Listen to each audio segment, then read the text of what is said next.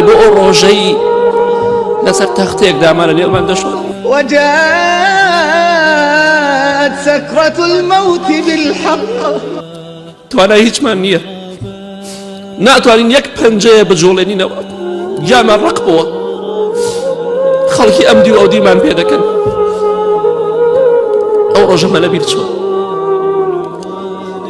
لاشەمان بێڕۆح دەمێنێتەوە. ڕۆژێک دەبێ لاشەمان لە جوڵە دەکەوێت.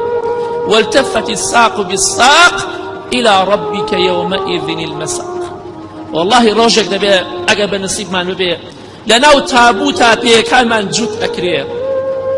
بۆ یەکێ لە پیاوچاکان گەنجێکی بینی گەنجەکە زۆر پێ ئەکەنی، فەرمی ڕەحمەتی خوات دەبێ بۆ ئەوەنە پێ ئەکەنی. کێ ئەڵێ کفنەکەت لە بازاڕان نیە ئێستا؟ برای شیرینم کێ لە کفنەکانی ئێمە ئێستا نەدووراوە؟ ئایا متمانەی سیقەی سەعادێتمان بە خۆمان هەیە؟ إنك ميت وإنهم ميتون. أي پیغمبری خوا صلی الله عليه وسلم تۆ دەمری خەڵکیش دەمرێت. والله یەک بە یەکمان دەمرین و دەبینە خاوەنی قەبر ئەگەر خوا بە نسیبمانی بکە. دەبا مردنمان لەبیر نەچێت، بەردەوام مردنمان لەبیر بێ. ئەو ڕۆژە ناخۆشەی کە بەرەو ڕووی دەبینەوە لەناو قەبردا بە تاک و تەنها. پیغمبری خوا صلی الله عليه وسلم فەرمووی ئەو عەبدە صالحەی، ئەو بەندە خواناسەی کە ئیمامی سەعدی کوڕی معاذ بوو ڕەزا و ڕەحمەتی خوای لێبێ، سەحابەی خۆشەویستی پێغەمبەری خوا صلی الله عليه وسلم، سەحابەی ئەهلی بەدر.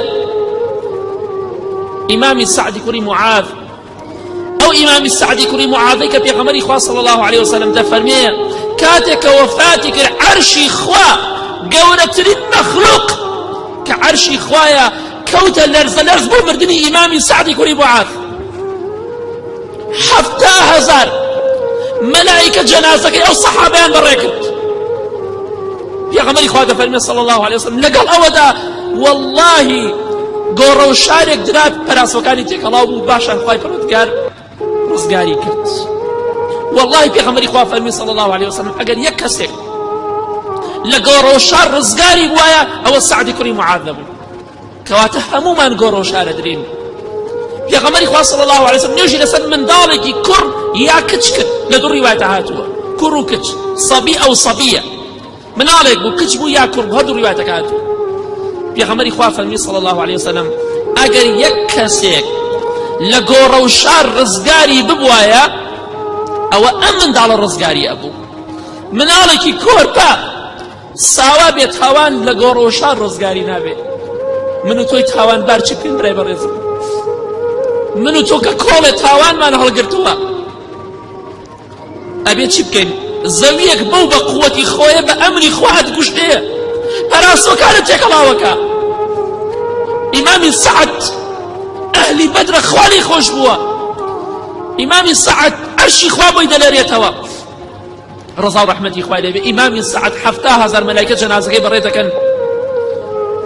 ئەوە حاڵەکەی بێ ئەی باشە تۆ چۆن ڕزگارت ئەبێ و ئینەکە مەیت وئینەهم مەیتون.